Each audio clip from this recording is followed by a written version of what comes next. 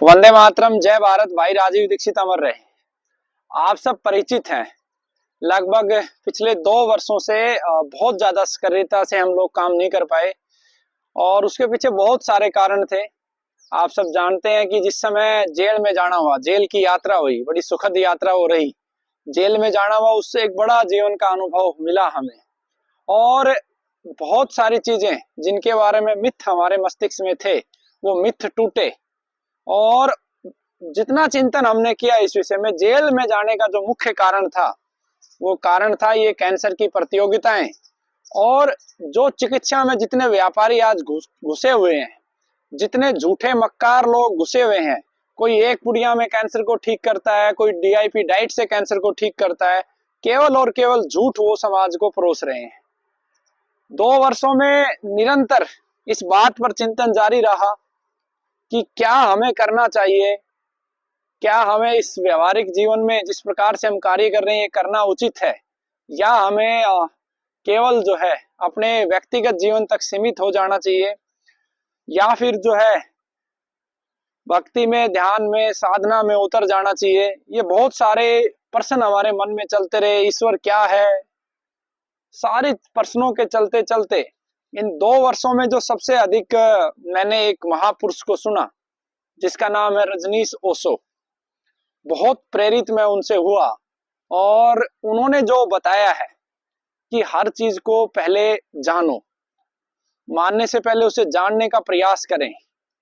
बहुत चिंतन करने के बाद आज मैं इस निष्कर्ष में पहुंचा हूं कि हमें अपनी जो मूल आत्मा है, उस मूल आत्मा के विरुद्ध जब भी जाकर हम कोई कार्य करेंगे तो निश्चित रूप से हम परेशान होंगे। इन 2 वर्षों में मैं बहुत परेशान रहा।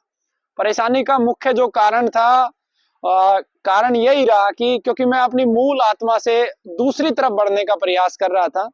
मेरा जो मूल नेचर है वो डरने का नहीं है, लड़ने का है, संघर्ष करने का है, सत्य के साथ आगे बढ़ने का है।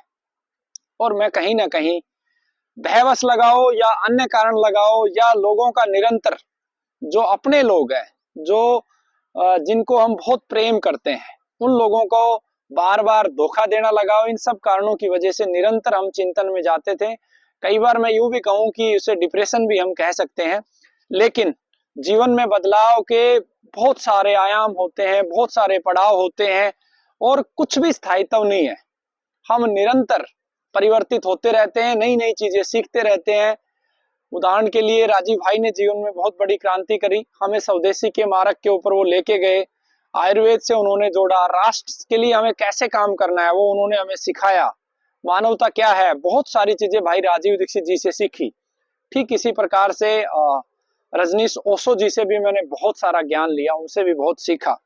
आप बहुत सारे, भारतवर्ष ही नहीं, भारत के बाहर लगभग 20 कंट्री में हमारे साथ, हमारी विचारधारा के साथ, गुरुकुल के साथ, अखंड भारत स्वाभिमान के साथ बहुत सारे कार्यकर्ता जुड़े हुए हैं। तो मैंने ये उचित समझा क्योंकि जो लोग मेरे साथ जुड़े हैं उन्हें मेरे जीवन के बारे में प्रत्येक बात पता होना चाहिए। और मेरे अंदर बहुत सारे बदलाव इस 2 वर्षों में हुए हैं। और आप सभी कार्यकर्ताओं ने जो मुझे प्रेम दिया है, जो मेरा साहस बढ़ाया है, हर क्षण आप संकट में मेरे साथ खड़े रहे हैं, मैं जीवन भर आप लोगों का ऋणी हूं। और मेरा प्रयास है कि मैं हर क्षण, हर सांस इस राष्ट्र के लिए, इस प्रकृति के लिए, इस धर्म के लिए मैं लड़ता रहूं, कार्य करता रहूं और निरंतर आगे बढ़ता रहूं। तो इसलिए पुनः हमने इसको एक नया रूप देके, डॉक्टर अरुण जी हैं, उनकी एक बात मुझे बड़ी अच्छी लगी। उन्होंने पिछली प्रतियोगिता में मुझे कहा था कि कमल, ये जो फर्स्ट, सेकंड और थर्ड है, इससे कहीं ना कहीं एक गलत भावना जाती है, इनफिनिटी फील होती है, अंदर जो है अच्छा फील नहीं होता है। और उनसे मैंने जीवन में बहुत कुछ सीखा है। तो उनकी इस बात को मद्देनजर रखते हुए और बहुत सारे और चीजों का चिंतन रहा, बताना चाहूंगा। इस 2 साल के दौरान भी इन प्रतियोगिताओं को लेके अलग अलग धमकियां मुझे प्राप्त हुई कि इसे मैं बंद कर दूं, लेकिन इनका मुझे ना धमकियों का किसी प्रकार का परवाह है और ना ही ये जो मेडिकल क्षेत्र के अंदर जो पूंजीवाद घुसा हुआ है इसका मुझे कोई डर है।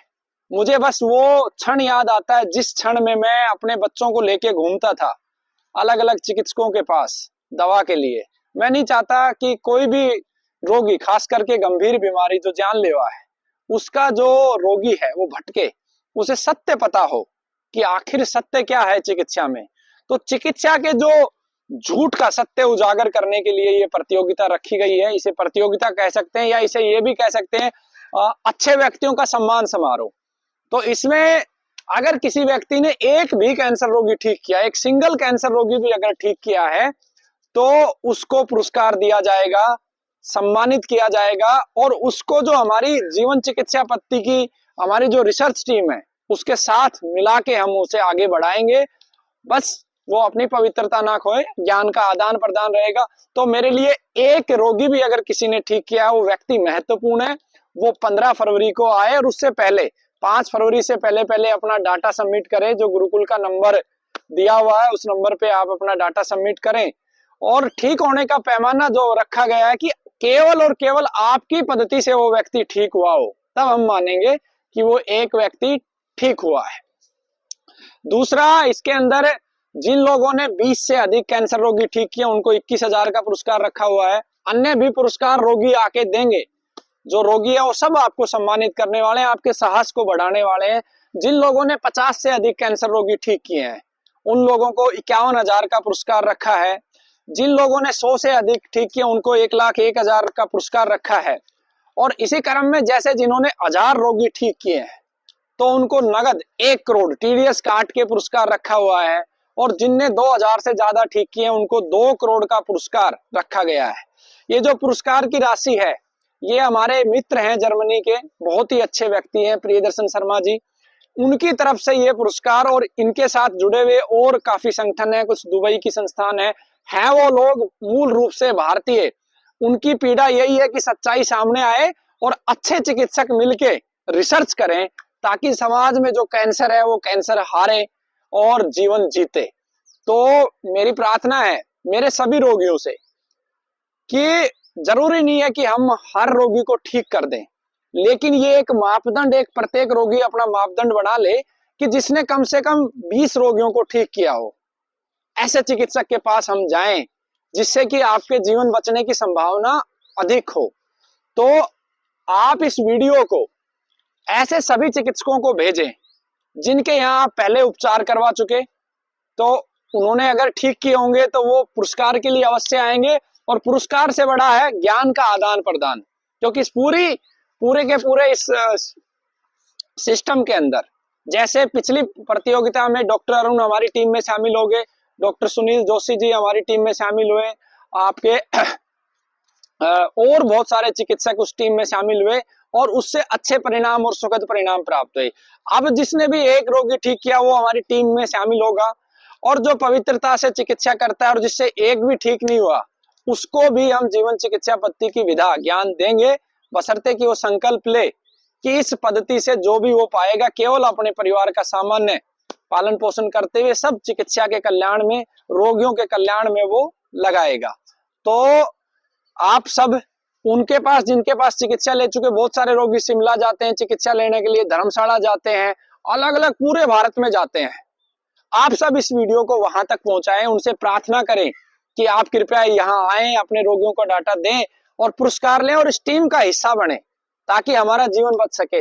बहुत सारे ऐसे भी रोगी होंगे जो गुरुकुल से दवा ले रहे हैं, 3 महीने 4 महीने हो गए, उनको परिणाम नहीं मिल रहा है, सब कुछ करने के बाद भी परिणाम नहीं मिल रहा है। वो योजना बना रहे हो कि हम अगले उस चिकित्सक के पास जाएं जिससे दवा लेनी है।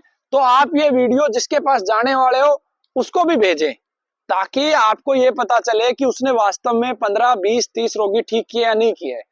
इस पूरे स्कैंडल के अंदर जो सबसे बड़ी समस्या है कि हमारे पास मापदंड क्या है।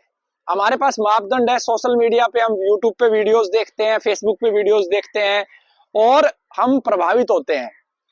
कैंसर एक ऐसी बीमारी है जिसमें एक बार व्यक्ति की रिपोर्ट नॉर्मल हो जाने का अर्थ ये नहीं है कि वो ठीक हो गया और दोबारा हो जाती है।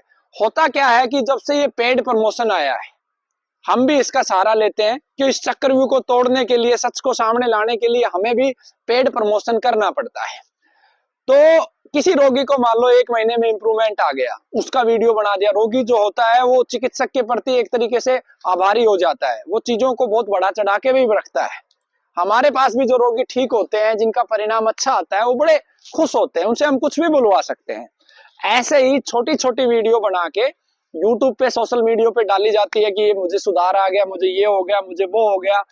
एंड रिजल्ट क्या है? आप कभी भी देखना, उन रोगियों के मोबाइल नंबर और पूरा पता नहीं डाला जाता है। एंड में वो रोगी जाके खत्म हो जाता है और हमें पता भी नहीं चलता है कि वो खत्म हो गया, और उसी की वीडियो देख देख के पूरा देश जो है दवा ले रहा होता। ऐसा हमारे साथ भी हुआ, हमें अनुभव है इस चीज का। जैसे उदाहरण के लिए, मैं एक रोगी, आपने देखा होगा, छबीला लाल, रेवाड़ी का रोगी था।